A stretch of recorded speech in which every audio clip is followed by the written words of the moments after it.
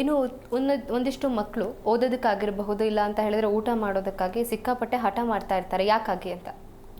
ಒಂದು ಈಗ ಮಗು ಏನೋ ಒಂದು ಬೇಕು ಅಂತ ಹೇಳಿರುತ್ತೆ ಅಂತ ಇಟ್ಕೊಳ್ಳಿ. ಇದು ಜನರಲ್, ಸುಮ್ಮನೆ ಒಂದು ಎಕ್ಸಾಂಪಲ್ ಹೇಳಬೇಕು ಅಂದರೆ, ಈಗ ದೊಡ್ಡವರು ಅದನ್ನು ಡಿಪ್ಲೊಮ್ಯಾಟಿಕಲ್ಲಿ ಇದು ಈಗ ಬೇಡ, ನೆಕ್ಸ್ಟ್ ಯಾವಾಗನ ತೆಕ್ಕೊಡ್ತೀನಿ ಅಂತ ಏನೋ ಒಂದು ಸಮಾಧಾನ ಮಾಡಬೇಕು.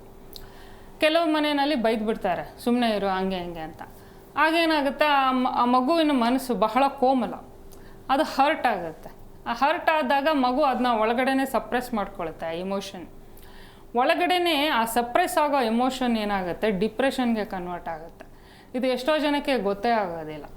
ಸುಮ್ಮನೆ ಮಗುನ ಇಟ್ಕೊಂಡು ಹೊಡೆಯೋದು, ಬೈಯೋದು, ಎಲ್ಲ ಹೇಳಿದ ಮಾತು ಕೇಳಲ್ಲ ಅಂತ ದನ ಬಡ್ದಂಗೆ ಬಡಿತಾರೆ. ಇದೆಲ್ಲ ತಪ್ಪು. ಮಕ್ಕಳನ್ನ ನಾವು ಎಷ್ಟು ಚೆನ್ನಾಗಿ ಪ್ರೀತಿಯಿಂದ ಬೆಳೆಸ್ತಾ ಹೋಗ್ತೀವೋ ಮುಂದೆ ಅವರು ಒಳ್ಳೆ ಪ್ರಜೆಯಾಗಿ ಬೆಳೀತಾರೆ, ಬಹಳ ಇಂಟೆಲಿಜೆಂಟ್ ಆಗಿರ್ತಾರೆ ಕೆಲವರಂತೂ. ಅಂಥ ಮಕ್ಕಳನ್ನ ಹೊಡೆದು ಪೆದ್ದುಗಳ ಥರ ಮಾಡಿಬಿಡ್ತಾರೆ. ಅದೆಲ್ಲ ತಪ್ಪು.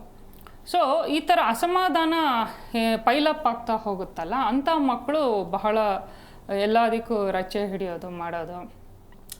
ಆಮೇಲೆ ಓದಿದ್ರೆ ಅವಕ್ಕೆ ತಲೆಗೆ ಹತ್ತಲ್ಲ, ಯಾಕಂದರೆ ಮನಸ್ಸು ಸಮಾಧಾನ ಸ್ಥಿತಿಯಲ್ಲಿ ಇರೋದಿಲ್ಲ.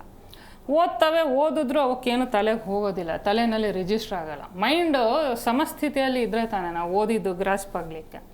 ಸೊ ಹಾಗಾಗಿ ಇಲ್ಲಿ ಮಗುವಿನ ಮನಸ್ಸನ್ನು ನಾವು ತಿಳಿಗೊಳಿಸ್ತಾ ಹೋಗಬೇಕು. ಆ ರೀತಿ ಹಠ ಮಾಡೋ ಮಕ್ಕಳಿಗೆ ರೋಸ್ ಕ್ವಾರ್ಟ್ಸ್ ಅಂತ ಒಂದು ಕ್ರಿಸ್ಟಲ್ ಸಿಗುತ್ತೆ, ಅದನ್ನು ಬಳಸಬೇಕು ಒಂದು ಪರ್ಟಿಕ್ಯುಲರ್ ಚಕ್ರಗೆ. ಸೊ ಆ ಮಗುನ ನಮ್ಮಲ್ಲಿ ಕರೆ ತಂದಾಗ ಯಾವ ಚಕ್ರದಲ್ಲಿ ಆ ಮಗುಗೆ ದೋಷ ಇದೆ, ಯಾವ ಕ್ರಿಸ್ಟಲ್ ಯೂಸ್ ಮಾಡಬೇಕು ಅಲ್ಲಿ, ಇದನ್ನು ಬಳಸಿದಾಗ ಮಗು ಕಾಮ್ ಆಗ್ತಾ ಹೋಗುತ್ತೆ. ಇದ್ರ ಜೊತೆಗೆ ತಾಯಂದ್ರು ರೇಖೆಯನ್ನು ಕಲಿಬೇಕಾಗತ್ತೆ. ತಾಯಂದ್ರು ರೇಖೆ ಕಲ್ತ್ಕೊಂಡು ಚಿಕ್ಕ ಮಕ್ಕಳಾದರೆ, 7 ವರ್ಷಕ್ಕಿಂತ ಚಿಕ್ಕ ಮಕ್ಕಳಾದರೆ ತಾಯಂದ್ರು ಕಲ್ತ್ಕೊಂಡು ಮಗುಗೆ ಸಮಾಧಾನ ಆಗೋ ಹಾಗೆ ರೇಖೆ ನಾವು ಹೇಳ್ಕೊಡ್ತೀವಿ, ಯಾವ್ಯಾವ ಪಾಯಿಂಟ್ಸ್ ಹೀಲ್ ಮಾಡಬೇಕು ಅಂತ. ಅದು ಮಾಡ್ತಾ ಹೋದಾಗ ಮಗು ಬಹಳ ಮಾನಸಿಕವಾಗಿ ಕಂಫರ್ಟಬಲ್ ಆಗುತ್ತೆ, ಚೆನ್ನಾಗಿ ಓದುತ್ತೆ. ನೀವು ಹೇಳೋದೇ ಬೇಡ, ಅದಕ್ಕೆ ಡಿಸಿಪ್ಲಿನ್ ಬರುತ್ತೆ, ಓದಬೇಕು ಮಾಡಬೇಕು ಅಂತ. ಆಮೇಲೆ ಮೆಟಬಾಲಿಸಮ್ ಇಂಪ್ರೂವ್ ಆಗುತ್ತೆ ರೇಖೆ ಕೊಡೋದ್ರಿಂದ. ಹಾಗಾಗಿ ಊಟನೂ ಚೆನ್ನಾಗಿ ಮಾಡ್ತಾರೆ. ಕೆಲವು ಮಕ್ಕಳಲ್ಲಿ ದೃಷ್ಟಿ ದೋಷಗಳಿರುತ್ತೆ, ಅದನ್ನು ಸಹ ರೇಖೆ ರಿಮೂವ್ ಮಾಡುತ್ತೆ. ಹಾಗಾಗಿ ಮಕ್ಕಳು ಊಟ ಮಾಡಲಿಕ್ಕೆ ಹೆಲ್ಪ್ ಆಗ್ತದೆ. ಇನ್ನು ಕೆಲವು ಮಕ್ಕಳಲ್ಲಿ ಬೆಳವಣಿಗೆ ಸರಿಯಾಗಿ ಆಗ್ತಾನೆ ಇರೋದಿಲ್ಲ, ಯಾಕಾಗಿ ಅಂತ?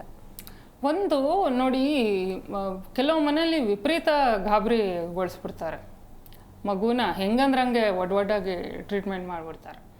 ಅಂಥ ಮಕ್ಕಳು ಬರೀ ಭಯದಲ್ಲಿ ಬೆಳೆಯೋದ್ರಿಂದ ಏನಾಗುತ್ತೆ, ನಮಗೆ ಇಲ್ಲಿ ಒಂದು ಪಿಟ್ಯುಟರಿ ಗ್ಲ್ಯಾಂಡ್ ಏನಿದೆ ಅದು ನಮ್ಮ ಸ್ವಂತಿಕೆ, ಒಂದು ಆತ್ಮವಿಶ್ವಾಸ ಬಹಳ ಚೆನ್ನಾಗಿ ಇದ್ದಾಗ ಬಹಳ ಚೆನ್ನಾಗಿ ಕೆಲಸ ಮಾಡುತ್ತೆ ಪಿಟ್ಯುಟರಿ ಗ್ಲ್ಯಾಂಡ್.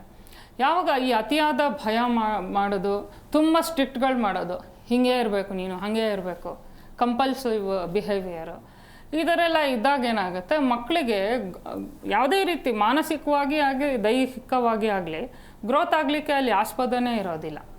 ಹಾಗಾಗಿ ಅಂಥ ಮಕ್ಕಳು ಬಹಳ ಕುಳ್ಳಗೆ ಬೆಳೆಯೋದು, ಮತ್ತು ಓದೋದ್ರಲ್ಲಿನೂ ಅಷ್ಟು ಇಂಪ್ರೂವ್ಮೆಂಟ್ ಇರೋದಿಲ್ಲ, ಅಥವಾ ಮಾನಸಿಕವಾಗಿ ಅವರು ಬಹಳ ಐಕ್ಯೂನ ಶಾರ್ಪಾಗಿ ಇರೋದಕ್ಕೆ ಎಲ್ಲ ತೊಂದರೆ ಆಗ್ತದೆ. ಸೊ ಅಂಥ ಮಕ್ಕಳಿಗೆ ನಮ್ಮಲ್ಲಿ ರೇಖೆ ಕಲಿಸಿದಾಗ ಫೇಲ್ ಆಗೋ ಮಕ್ಕಳೆಲ್ಲ ಪಾಸ್ ಆಗ್ತಾ ಬಂದಿದ್ದಾರೆ.